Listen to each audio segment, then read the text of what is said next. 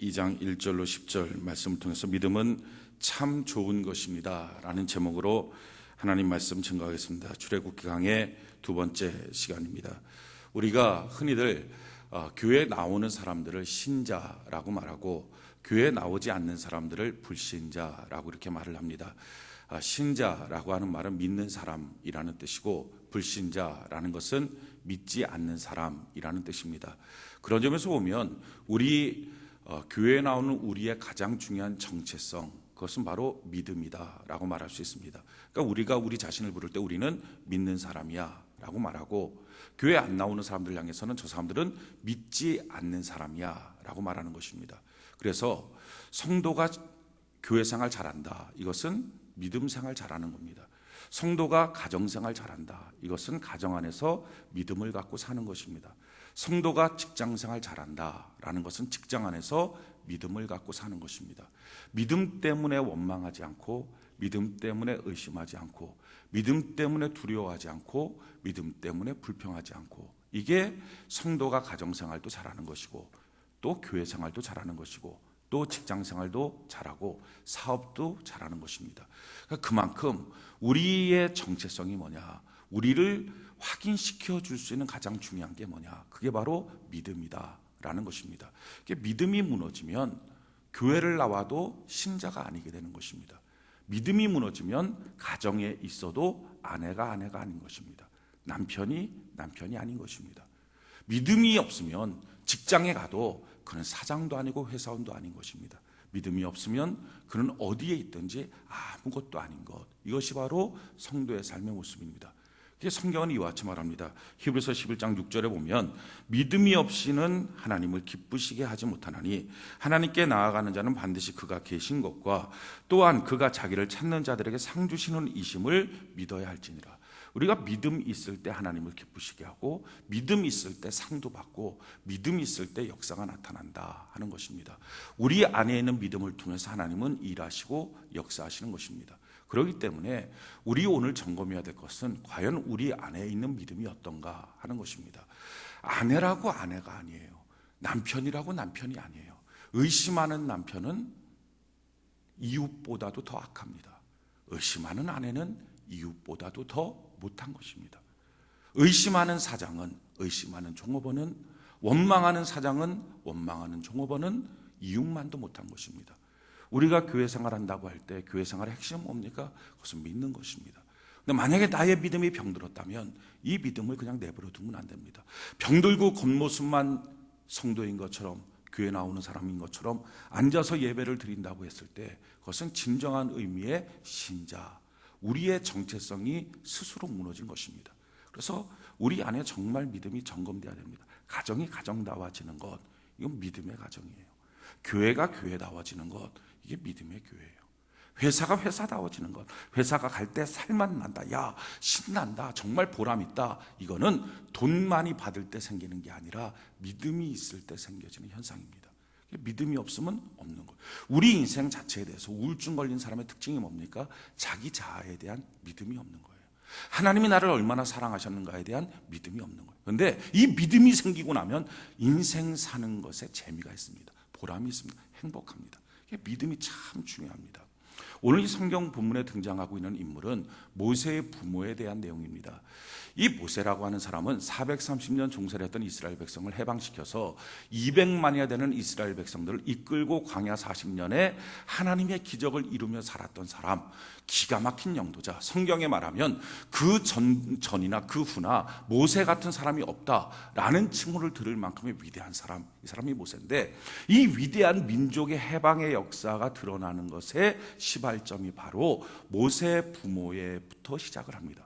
근데 이 모세 부모로부터 시작을 하는데 어떤 내용이 시작을 합니까? 오늘 2장 1절 같이 한번 볼까요?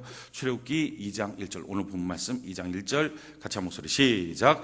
레위 가족 중 한 사람이 가서 레위 여자에게 장가들어. 참 평범한 사람이에요. 이름도 없어요. 물론 출애굽기 6장에 보면 이들의 이름이 등장합니다. 레위 남자는 아므람이고 레위 여자는 요게벳입니다. 그런데 의도적으로 그 이름이 출애굽기 6장에 등장함에도 불구하고 2장에는 의도적으로 이름을 빼버렸습니다. 성경의 기자가 의도적으로 이름을 뺀 이유는 이것입니다. 그들은 이름조차 기억할 필요 없는 극히 평범한 사람이었다 하는 것입니다. 아주 평범한 사람이에요. 근데 아주 평범한 이 사람이 결혼하고 아이를 낳는 이 사건이 어마어마한 민족 해방의 역사의 시작이었다 하는 것입니다. 우리는 다 평범합니다. 이 중에 우리 특별한 사람 없습니다. 우리가 걸어다닐 때 경호원 쫓아다니는 사람 없고, 우리가 걸어다니면서 하는 일거수일투족 사진 찍어갖고 신문기사에 내는 것 없습니다. 우리 다 평범한 사람이에요. 우리 지나다니면 우리 이름 모릅니다. 그러니까 그냥 어떤 남자가, 어떤 아저씨가, 어떤 여자가, 어떤 아줌마가 이렇게 불려지는 것이 바로 우리 같은 존재입니다. 그런데 이런 똑같은 평범한 존재였던 레위 남자, 레위 여자가 결혼하고 아이를 낳는 이 사건이 어마어마한 민족의 특별한 비범한 사건이 된 이유가 뭡니까? 그것은 바로 믿음 때문이었습니다. 믿음이 이만큼 중요한 거예요. 성경은 이 둘의 결혼과 아이 낳는 사건을 이렇게 설명을 합니다. 히브리서 11장 23절에 보니까 믿음으로 모세가 낳았을 때 그 부모가 아름다운 아이를 보고 석 달 동안 숨겨 왕의 명령을 무서워 아니하였으며, 아이를 낳는데 또 결혼하는데 이 사건을 이들은 아주 평범했지만 평범한 이들이 한 가지 특별한 걸 갖고 있었는데 믿음이었다는 거예요. 근데 그 믿음 갖고 있었더니 하나님이 그 믿음을 보시고 그를 역사의 주인공으로 하나님이 선택해서 써서 비범한 인생이 되었다 하는 것입니다. 우리 다 인생을 비범하게 살기를 원합니다. 인생 살아가면서 역사의 족적을 남기기를 원합니다. 평범하게 살다가 평범하게 죽고 아무것도 누구도 기억해 주지 않는 죽음을 원하는 사람은 단 한 명도 없습니다. 어떤 사람이 비범해집니까? 많은 사람들은 그래도 괜찮은 인생 살았다는 말을 듣고 싶어서 돈 벌려고 합니다. 자격증도 따려고 합니다. 뭐라도 하나 소유하려고 합니다. 근데 그것 갖고서는 소용없습니다. 우리 역사의 주관자 되신 하나님은요, 딱 한 가지 보는데 이 평범한 가정에 믿음 하나 보시고 그들을 역사의 주인공으로 비범한 인생으로 만들었습니다. 우리도 마찬가지예요. 우리 하나님 앞에, 오늘 하나님 앞에 발견될 수 있는 믿음 하나 드리는 것, 이것이 평범한 우리가 비범한 인생을 살게 만드는 비결이 될 것입니다. 자, 그렇다면 믿음이 뭡니까? 우리가 가장 많이 들었지만 어떻게 보면 가장 많이 모르는 단어, 이게 믿음입니다. 오늘 이 성경 본문을 통해서 이 모세의 부모를 통해서 믿음이 무엇인지에 대해서 우리가 좀 발견하기를 원해요. 오늘 성경 본문에 믿음에 대해서 우리가 크게 네 가지의 모습을 발견할 수 있습니다.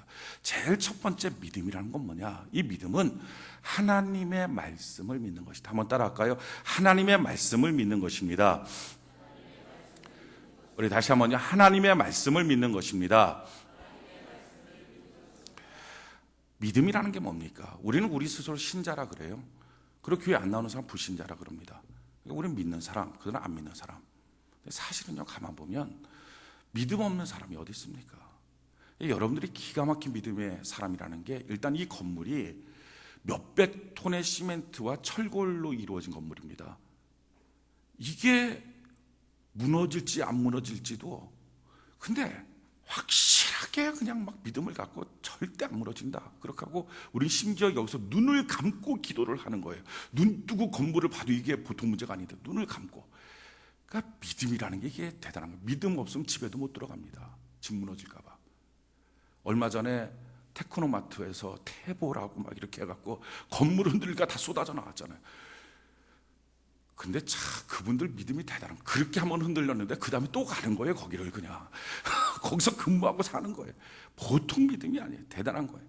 여성들 보면요, 이 믿음이 얼마나 대단해요. 요즘에는 그런 거 없는 것 같아요. 미장원에 가면 옛날에는 고데기라는 게 있습니다. 그래갖고 이제 그 불 있는 데다가 이렇게 이렇게 딱 고데기 넣었고 빨갛게 달고 딱 그래갖고 머리카락을 샥샥샥 이렇게 해갖고 고데를 하는 거예요. 야, 그 뻘건 단쇠로 머리 찌르면 어떡할까봐 그걸 믿고 머리를 맡겨서 그냥 예쁘게 해줄 거라고. 남자들도 대단하죠. 요즘에 남자들 이발소 거의 안 가지만 예전엔 이발소 가면요, 딱 뉘어놓고서 그 이발소에 그 면도하는 아줌마가 있습니다. 통통하게 생긴 아줌마가 다 칼 갖고서 척척척척 이렇게 하고 난 다음에 아래에다 막 거품 묻히고 쏙쏙.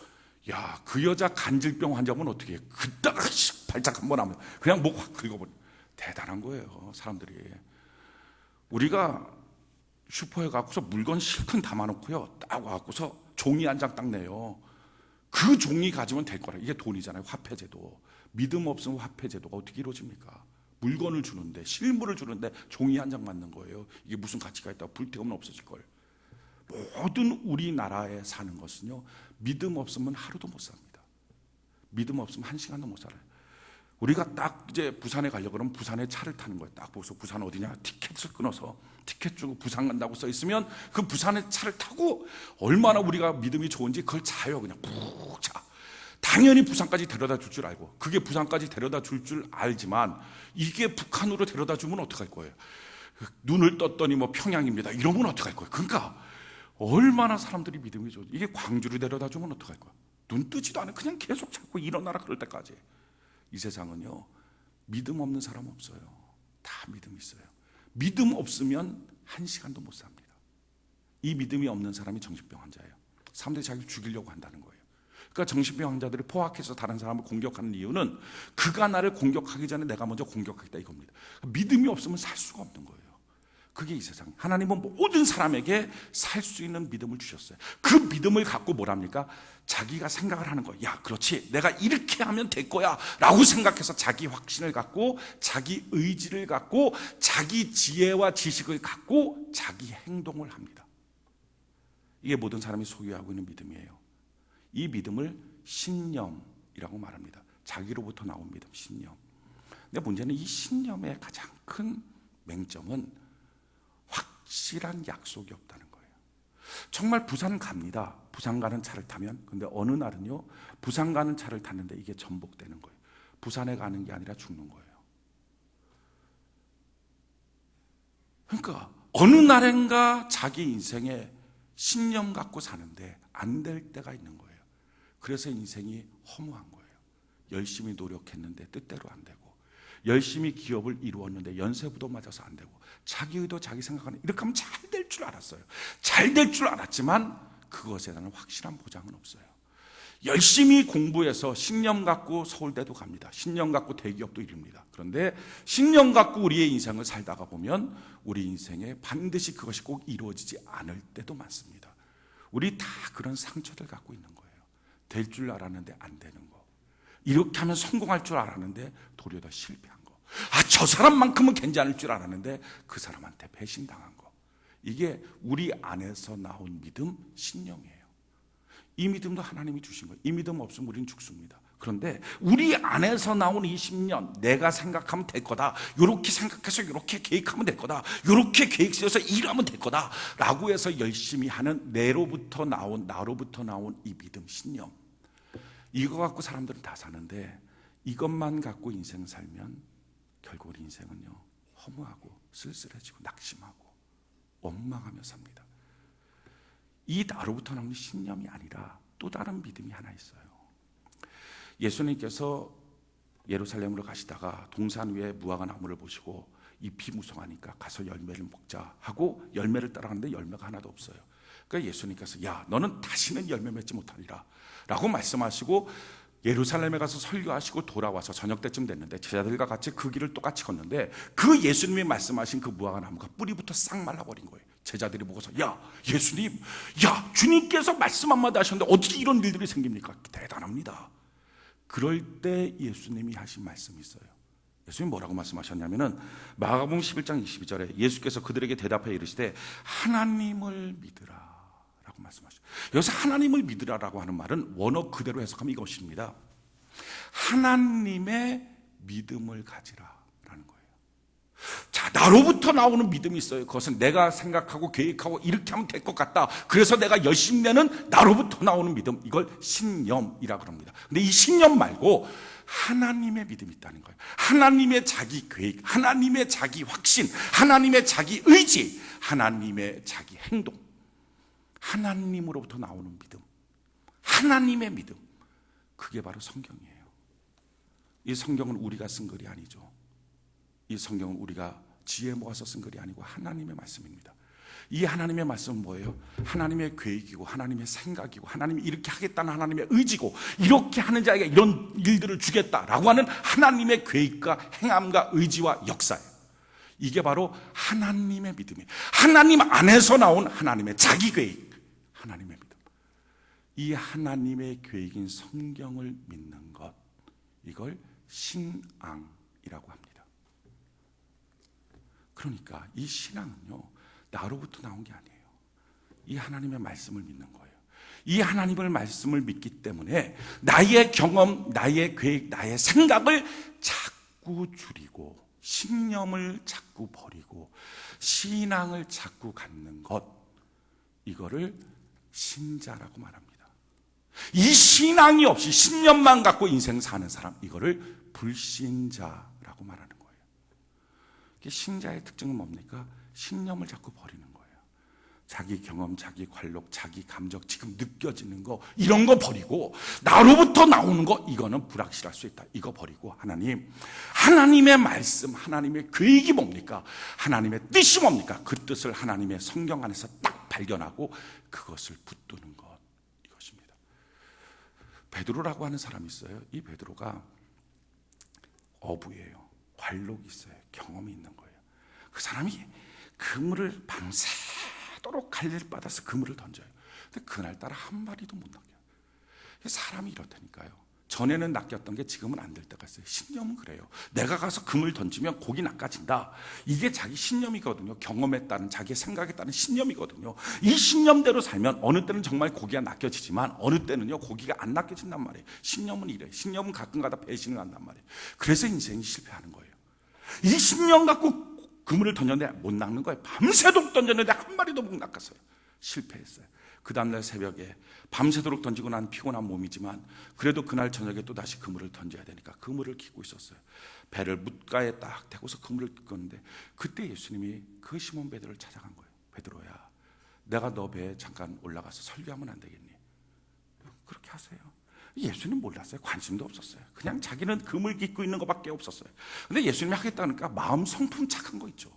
그러니까 성품 착하니까 주님, 그래요, 배에 올라타세요. 하세요.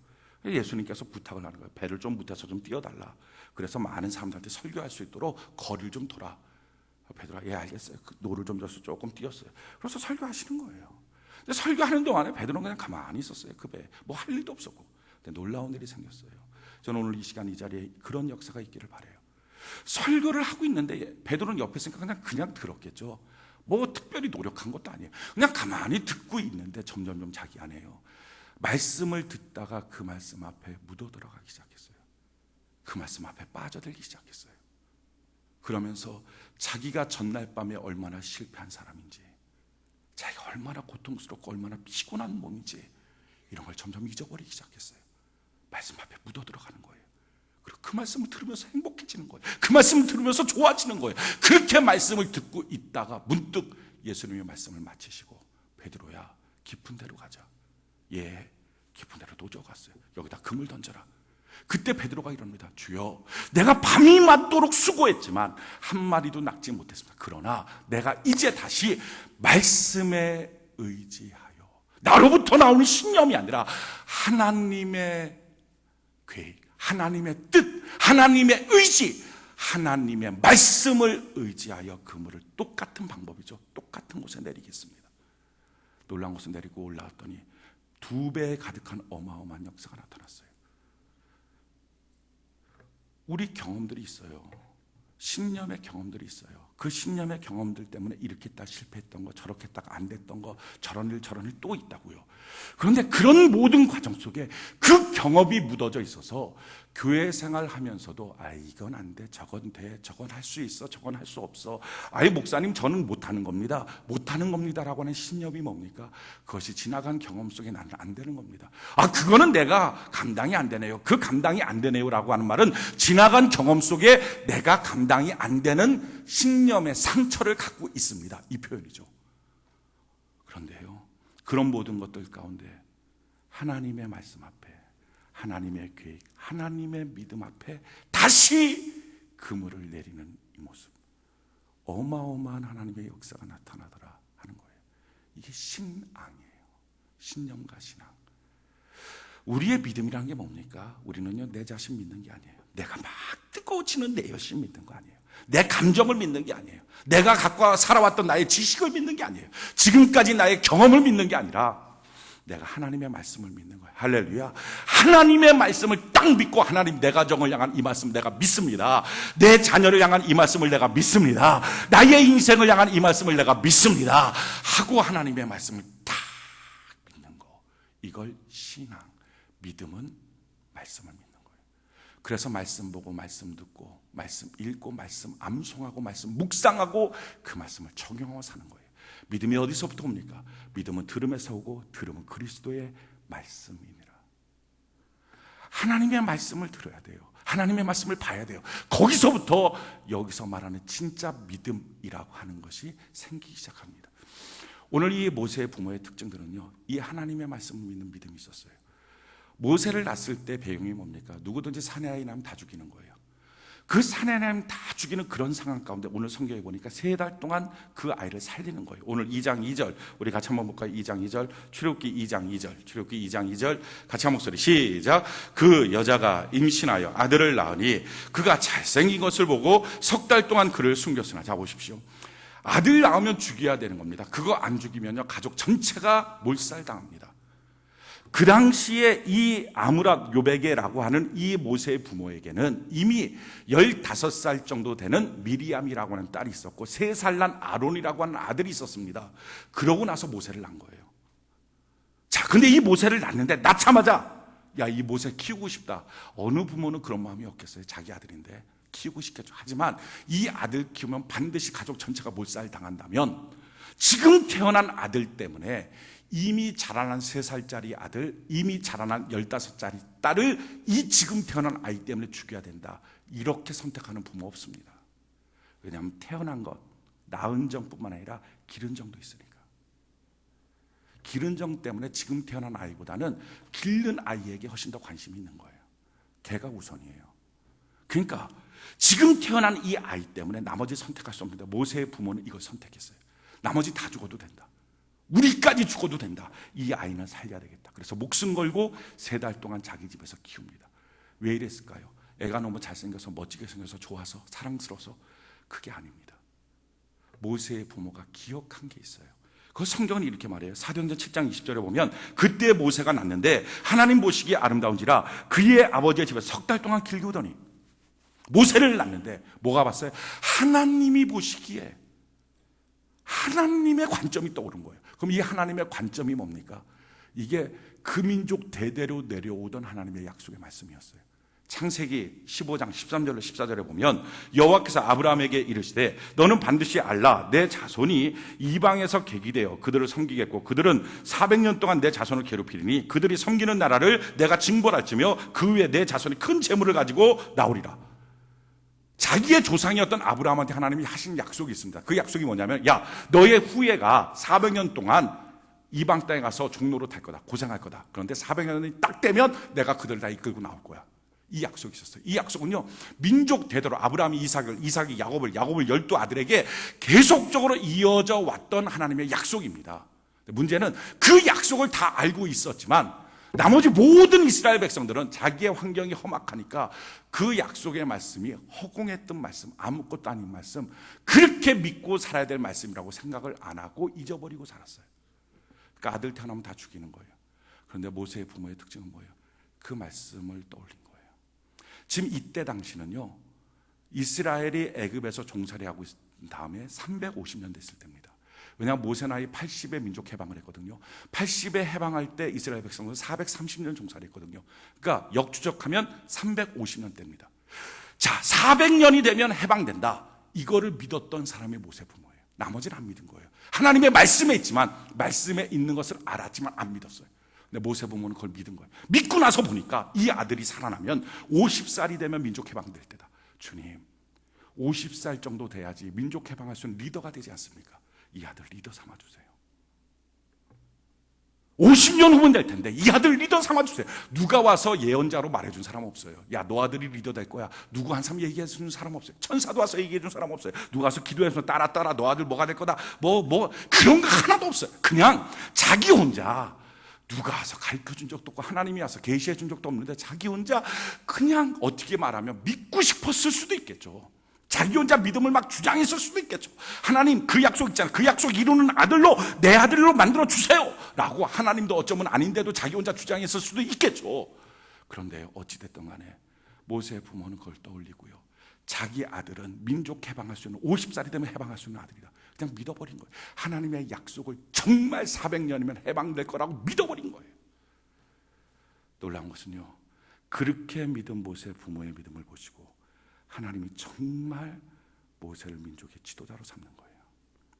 사랑하는 성도 여러분, 우리는 이런 생각을 합니다. 저 사람은 원래부터 그 일에 선택된 사람이야.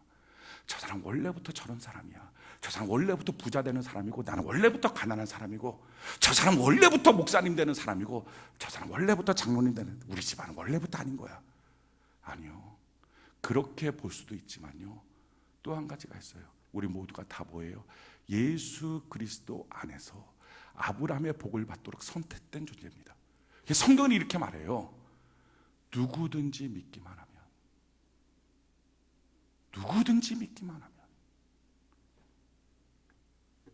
성경을 들으며 보며 큐티를 하며 하나님의 말씀을 보고서 이 말씀대로 내 자식을 바라보면서 누가 뭐라고 말해도, 주님 나는 내 자식이 이 하나님의 말씀을 성취하고 이룰 자로 믿습니다 하고 하나님 앞에 기도하는 거예요. 그때 와서 누군가 말하겠죠. 야, 누가 너한테 그런 얘기했어? 그렇게 된다고 누가 확신해? 아니에요. 우리가 주장할 게 있는 거예요. 누구든지 믿기만 하면 아멘 합시다. 누구든지 믿기만 하면, 내가 믿는다는 거예요. 하나님의 말씀을 믿는다는 거예요. 하나님의 약속을 이루실 걸 믿는다는 거예요. 그리고 그렇게 나의 자녀를 키우겠습니다 기도하는 거예요. 이게 믿음이에요. 말씀을 믿는 거. 제가 30살에 성령 하나님 만나고 지금까지 하루도 빼놓지 않고 하고 있는 한 가지, 큐티하는 거예요. 저는 어떤 환경에서도 큐티합니다. 어떤 상황에서도 큐티합니다. 하나님 앞에 기도하고 하나님의 말씀을 봅니다. 왜 그렇게 하나님의 말씀을 보느냐? 이유가 이거예요. 이 말씀은 누가 뭐라 그래도 나에게 있어서는 나에게만 주시는 하나님의 편지예요. 전 가장 좋아하는 냄새 중에 한 가지가 아침에 조간신문을 펼칠 때 냄새입니다. 거기에 잉크 냄새가 나요. 얼마나 좋은지 몰라요. 신선해요. 그 신문을 딱 보면서 처음 느껴진 그 정보의 힘 같은 걸 느낍니다. 저는 성경을 필 때 똑같은 신문에 기름 냄새 같은 게 느껴져요. 한참 오래된 성경이지만요, 이 성경을 딱 피면서 오늘 내게 처음 주신 하나님의 약속, 이 약속은 과거에 있는 일이 아니라 오늘 내게 주시는 것. 하나님, 이 약속의 말씀을 보고서 내가 이렇게 주장합니다. 나의 생애를, 나의 가정을, 나의 사역을, 나의 교회를, 하나님 나의 자녀를 이렇게 주장합니다 라고 하나님 앞에 기도하니까요, 이게 얼마나 행복한지. 그렇게 기도하고 믿고 하나님의 말씀을 누구든지니까 믿고 난 다음에 그날 하루 그 말씀을 적용시키며, 그리고 저녁 때가 되면 다시 떠올려서, 주님 내가 그 말씀대로 못 살았습니다. 어떤 때 하나님 앞에 울면서 얘기하고, 어떤 때 그 말씀대로 살았던 건 성령 하나님이 기름 부어 주셔서 됐습니다. 감사하고, 그렇게 하루하루를 보내는 거예요. 믿음이 뭡니까? 하나님의 말씀을 믿는 거. 이건 남의 얘기가 아니라 내 얘기인 거. 성경 말씀을 그대로 믿고 보고 있는 거. 모세 부모는요, 누가 와서 얘기해 주지 않았어요. 예언자 만났다는 얘기도 없습니다. 천사가 나타났다는 얘기도 없습니다. 그냥 그 떠올라 오는 400년이면 해방된다라고 하는 그 하나님의 말씀, 그냥 둥 떠 있는 그 말씀인데, 누구든지 알고 있는 그 말씀, 우리 성경처럼 다 공개되어 있는 그 말씀인데, 그 말씀을 자기 자식한테 딱 붙여버린 거예요. 믿음이 뭡니까? 이처럼 하나님의 말씀을 붙잡아버리는 거. 사랑하는 성도 여러분, 이렇게 하나님의 말씀이 내게 약속이라면 큐티 안 할 사람 누가 있습니까?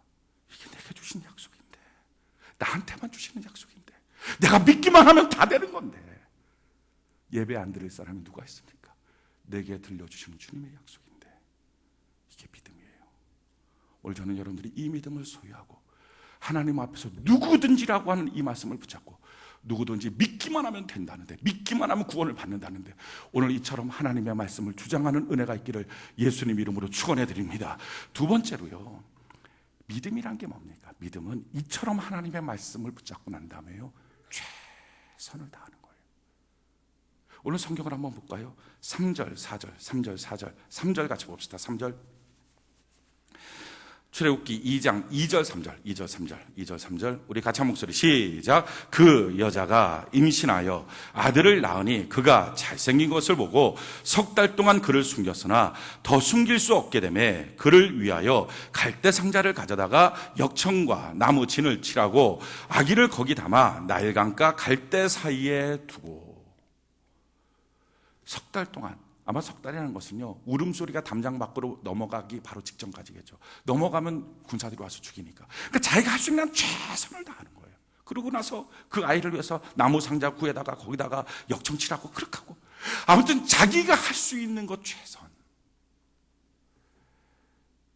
믿음은요, 이 아이 하나님이 이렇게 됐으면 좋겠어요. 이 아이를 통해서 민족의 영웅이 됐으면 좋겠어요. 이 아이가 참 기가 막힌 하나님의 멋진 학자가 됐으면 좋겠어요. 이 아이가 멋진 의사가 됐으면 좋겠어요. 하나님, 우리 집이 축복의 가정이 됐으면 좋겠어요. 우리 안에서 하나님의 약속의 말씀 붙잡고 누구든지 붙잡으면 그대로 되는가. 하나님의 말씀 붙잡고 누구든지라는 기도하는 거예요. 근데 기도하고 난 다음에 그 다음에요, 하나님이 이렇게 해줄 것 같으면 하나님이 하시겠지 하고 포기하는 게 아니에요. 내버려 두는 게 아니에요. 될 대로 되라지. 정말 하나님이 할 것 같으면 하나님이 하겠지. 정말 하나님이 이루실 것 같으면 하나님이 이루시겠지. 그게 아니에요. 믿음은요, 놔버리는 게 아니라요, 그렇게 믿고 있으니까, 정말 믿으니까 최선을 다하는, 할 수 있는 한, 내가 할 수 있는 한계까지 끝까지 가보는 거예요. 이게 믿음이에요. 성경에 보면 이런 말씀이 있어요. 신명기 32장 9절로 14절에 보면 여호와의 품깃은 자기 백성이라. 야곱은 그가 택하신 기업이로다. 여호와께서 그를 황무지에서 짐승이 부르짖는 광야에서 만나서 호위하시며 보호하시며 자기의 눈동자같이 지키셨다. 얼마나 저는 이 말씀에 감사한지 몰라요. 하나님은요, 하나님의 자녀들을 눈동자같이 지켜주셔요. 완벽하게. 이 눈동자 생각하면 기가 막혀요. 눈동자가, 전 땀이 많잖아요. 아마 이 땀 흘리는 사람들은 알 텐데, 이 땀이 막 흘리는데 만약에 이 눈썹이 없다, 눈썹이 있어도 막 하도 떨어져 갖고 맨날 닦아야 되는데, 눈썹이 만약에 없다면 저 설교 못 합니다. 그냥 막 눈이 툭툭툭 다 떨어지니까. 근데 눈썹이 있으니까 땀이 떨어져도 이렇게 옆으로 싹 흐르는 거예요.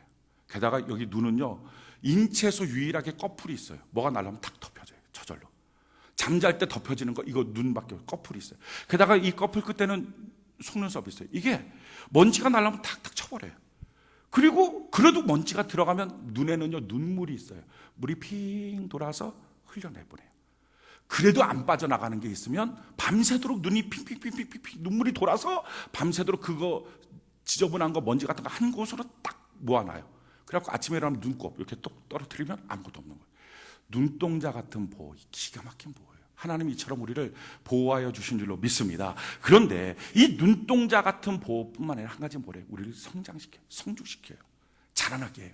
어떻게 하는 방법으로 자라나게 하시는가? 성경에 보니까 마치 독수리가 자기의 보금자를 어지럽게 하며 자기의 새끼 위에 너풀거리며 그의 날개를 펴서 새끼를 받으며 그의 날개 위에 것을 엎는 것 같이 독수리처럼 훈련시킨다는 거예요. 독수리는 어떻게 해요? 깎아지는 절벽에 둥지를 져요. 그 둥지는 아무거나 갖고 짓는 게 아니라 짐승 뼈, 빼쭉빼쭉한 거, 이걸로 딱 짓고 거기다가 짐승의 털을 소복히 올려놔요. 부드럽잖아요. 거기다 알을 낳는 거예요.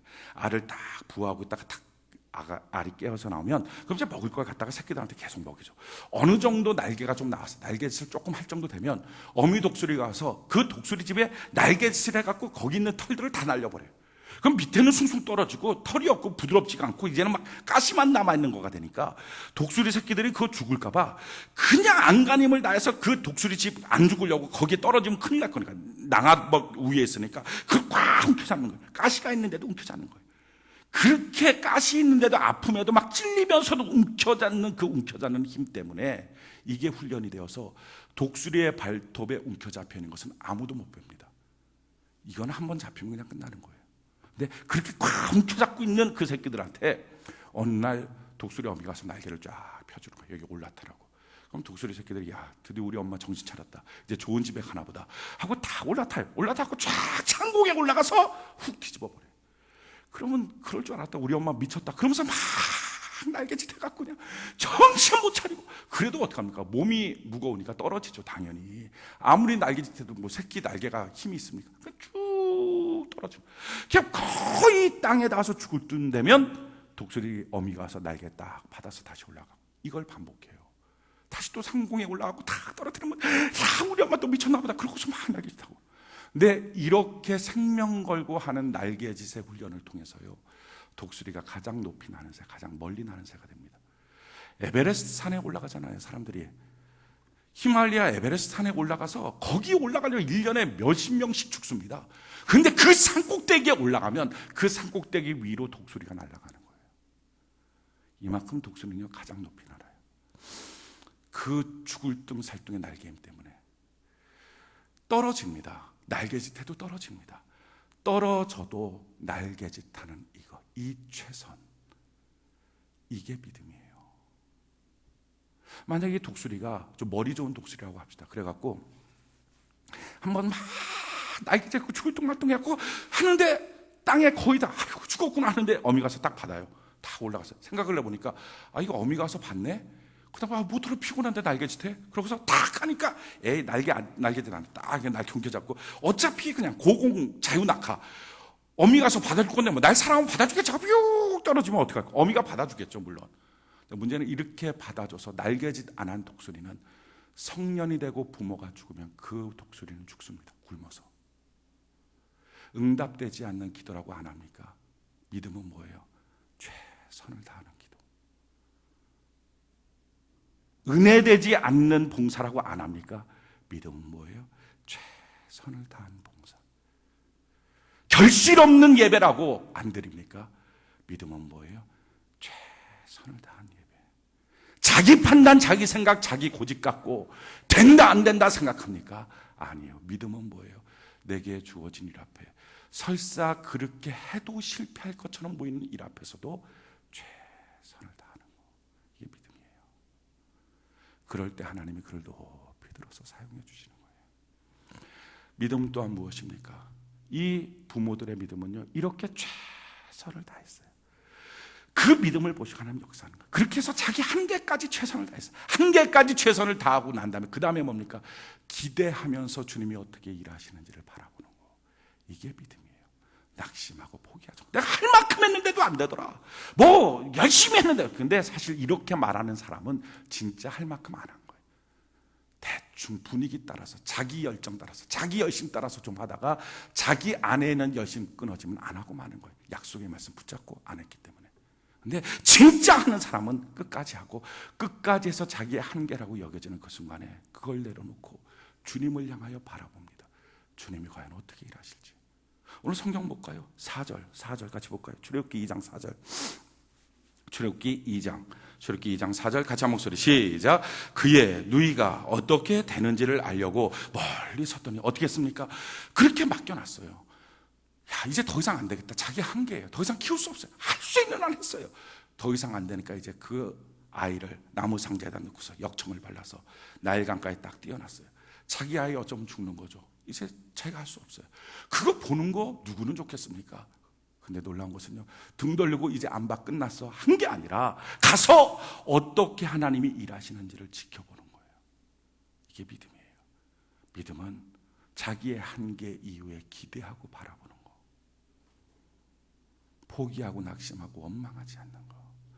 이와 같은 행위를 그대로 이어받아서 80년 후에 모세가 자기 민족을 이끌고 나올 때 홍해 앞에 섰을 때 민족이 난리가 났어요. 우리를 죽일 데가 없어서 여기까지 끌고 나왔느냐. 그럴 때에 모세가 뭐라고 말합니까? 너희가 잠잠히 여호와 하나님의 일하심을 바라보라. 너희가 오늘 본 애굽 사람 다시는 보지 않고 다 수장시켜버릴 것이다. 바라보는 믿음, 기대하는 믿음. 사랑하는 성도 여러분, 여러분이 최선을 다해서 기도했습니까? 여러분들이 최선을 다해서 큐티합니까? 여러분들이 최선을 다해서 꿈을 꿉니까? 여러분들이 최선을 다해서 봉사하고 섬기고 예배드립니까? 여러분들이 최선을 다해서 하나님을 사랑합니까? 그래도 변화되지 않는 환경 앞에 뭐 하고 있습니까? 원망합니까? 그래서 포기했습니까? 그래서 이제는 자기 판단, 신앙을 버리고 신념으로 돌아갔습니까? 그게 믿음의 병든 거예요. 그때 여전히 주님을 기대하는 거. 이게 믿음이에요. 자, 이처럼 기대하니까 하나님이 어떻게 하십니까? 하나님 살아계시거든요. 역사하시는 거예요. 자, 5절 한번 볼까요? 5절 같이 한 목소리, 5절 같이 한 목소리 시작. 바로의 딸이 목욕하러 나일강으로 내려오고. 참 신기해요. 거기까지요. 그 다음에 나오는 이 기사를 보면 이건 뭐 기적의 연속이에요. 바로의 딸이, 공주 마마가 나일강은 온 동네 사람들이 다 볼 수 있는 그곳에 가서 벌거벗고 가서 목욕을 합니까?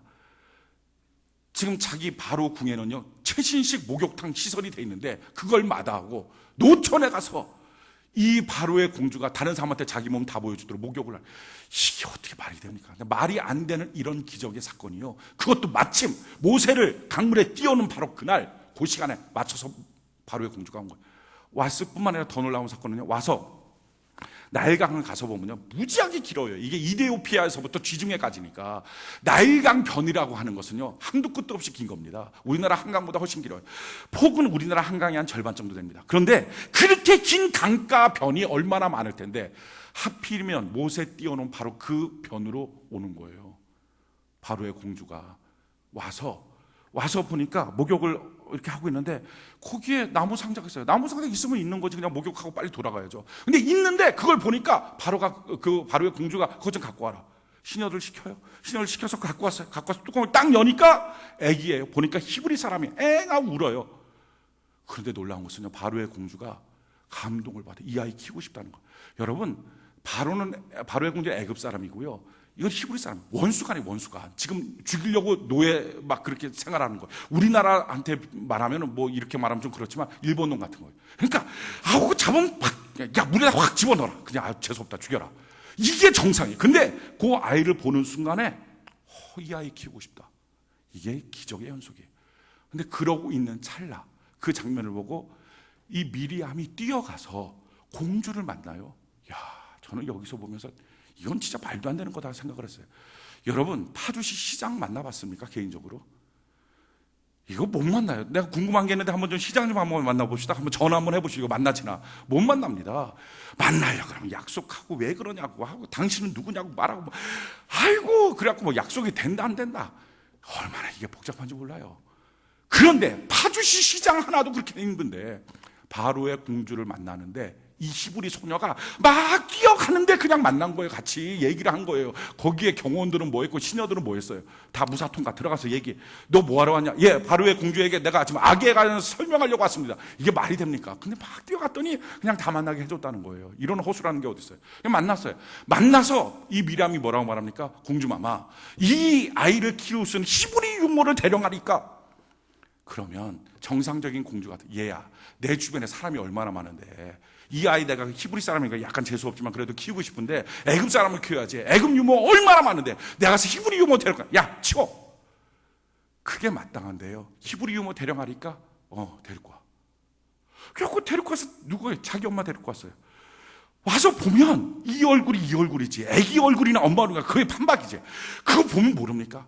그걸 보면서도 야 네 아이구나 죽여라 이렇게 해야 마땅한데 그게 아니라 내가 이제 삭을 줄 테니 아이를 키워주세요. 다 아이 죽일 그때 삭 바꾸서 아이 키우는 거예요. 우리가 하나님께 기대하면요, 우리의 기대대로 더 멋지게 하나님 일하여 주신 줄로 믿습니다. 기대하는 거예요. 한계까지 왔을 때 포기하고 낙심하고 자기 신념으로 돌아가는 게 그게 믿음이 아니에요. 그래서 믿음은요 항상 현재형이에요. 과거에도 난 믿었어. 문제는 뭐예요? 지금 안 믿는다. 그건 뭐 기대하고 있지 않다는 거예요. 내가 전에는 기도했었어. 근데 지금 기도 안 하죠. 그거 뭐예요? 기대 안 하고 있다는 거예요. 믿음은 뭐예요? 그래서 항상 현재형이에요. 지금도 믿고 있는 거예요. 지금 기도하고 있든지 아니면 지금 기대하고 있든지 기대대로 일하신 하나님. 그 다음에 마지막으로 믿음은 뭡니까? 이 믿음을 전수하고 전달하는 거예요. 오늘 성경 볼까요? 9절 10절 같이 볼까요? 출애굽기 2장 9절 10절. 출애굽기 2장 9절 10절 같이 한 목소리 시작. 바로의 딸이 그에게 이르되 이 아기를 데려다가 나를 위하여 젖을 먹이라. 내가 그 삭을 주리라. 여인이 아기를 데려다가 젖을 먹이더니 그 아이가 자라매 바로의 딸에게로 데려가니 그가 그의 아들이 되니라. 그가 그의 이름을 모세라 하여 이르되 이는 내가 그를 물에서 건져내었음이라 하였더라. 삭을 받고 아이를 키우는 거예요. 학자들은 이 기간을 한 7년 정도라고 말해요. 7년 동안 뭘 가르쳤을까요? 성경은 이 일에 대해서 침묵하지만요, 우리가 한 가지 단초를 얻을 수 있어요. 성경 보면 이런 말씀이 있어요. 사도행전 7장 22절로 23절에 모세가 애굽 사람의 모든 지혜를 배워 그의 말과 하는 일이 능하더라. 나이가 40이 되매 그 형제 이스라엘 자손을 돌볼 생각이 나더니. 이게 무슨 말이에요? 모세가 궁정에서 키워졌지만 7년 동안 어머니 집에, 유모 같은 어머니 집에 있는 동안에 뭘 배웠는지 모르지만 그 배운 지식에 근거해서 자기 형제는 애굽 사람이 아니고 이스라엘 사람이다 하는 걸 아는 거예요. 그리고 40년이 됐을 때 돌아볼 생각. 이게 뭡니까? 이스라엘 해방이 50년이면 10년 전에 한번 둘러보고 싶은 마음이, 그 교육 받았다는 거죠. 7년 동안 너는 히브리 백성이야. 너를 통해서 하나님은 민족을 구원시킬 거야.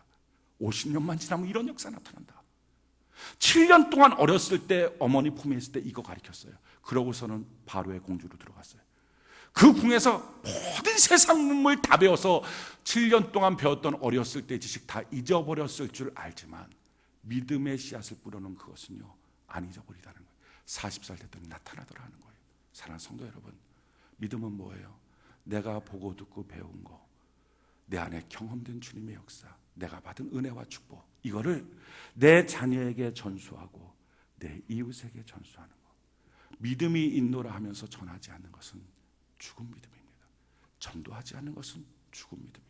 산 믿음은 뭐예요? 전수하고 전달하는 믿음. 이게 산 믿음이에요. 사랑하는 성도 여러분, 주님이 이렇게 말씀하셨어요. 너희가 믿음대로 된다. 믿음대로 된다. 우리가 다 그 말씀 알고 있어요. 믿음대로 된다라고 하는 말이 뭡니까? 믿음대로 된다는 것은 너가 하나님의 말씀을 믿고 있는 대로 된다. 두 번째, 너가 그 말씀을 믿고 최선을 다하는 대로 된다. 세 번째, 최선의 한계까지 놓였을 때 하나님을 향하여 기대하고 있는 대로 된다. 네 번째, 그것을 너가 전달하고 씨를 뿌리는 대로 된다. 나타나지 않는 것처럼 보이지만 씨 뿌려놓으면 반드시 하나님의 약속의 열매의 결과들이 있습니다.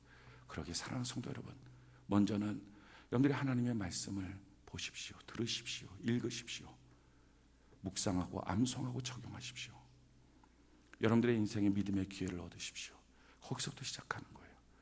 날마다 큐티를 하고 예배를 드리고, 그래서 하나님의 말씀을 한번 보십시오. 그러고 난 다음에 내게 주시는 말씀, 누가 주장하지 않아도, 누가 그렇다고 가르쳐주지 않아도 누구든지 믿기만 하면 되는데, 우리 다 예수 그리스도 안에서 구원받고 복받은 사람이라면 누구든지 믿기만 하면 되는데 이 말씀 붙잡고 주장해 보십시오. 그리고 최선을 다해 보십시오.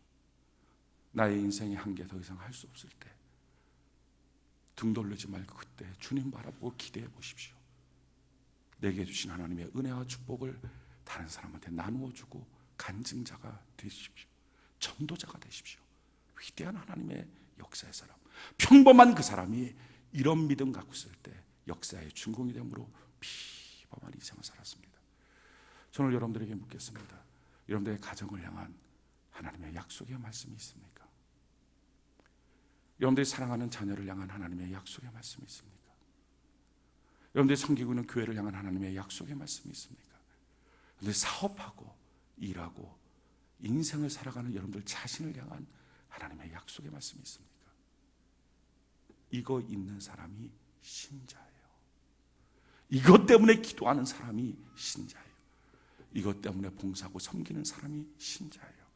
그렇게 최선을 다하고 주님 바라보는 사람이 신자예요. 전도하고 섬기는 사람이 신자예요. 저는 이번에 우리 수련회가 다음 주 목금토가 있습니다. 그때 우리가 이것을 하나의 행사가 아니라 믿음의 기회로 삼기를 원해요. 이미 여러분들의 가정과 여러분들의 자신과 여러분들의 자녀를 향한, 교회를 향한 약속의 말씀을 갖고 있는 사람이라면 다시 한번 최선을 다해서 주장하십시오. 기도하십시오. 섬기십시오. 그리고 하나님 앞에 기대해 보십시오.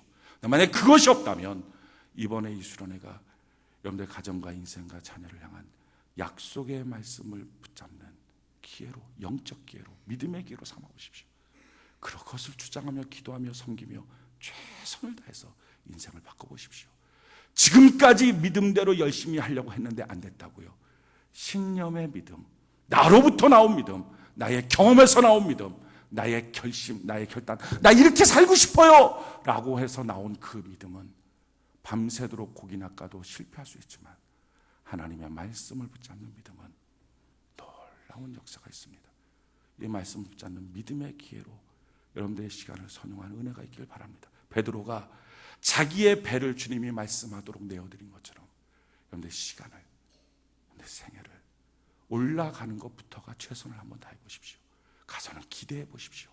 수련회 가서 주의 말씀을 한번 들어보십시오. 그리고 그 말씀 들은 대로 한번 전달자가 되겠다고 각오를 새롭게 하십시오. 새로운 역사 은혜가 여러분들에게 임하게 될 줄로 믿습니다. 이 시간 주께 두 손을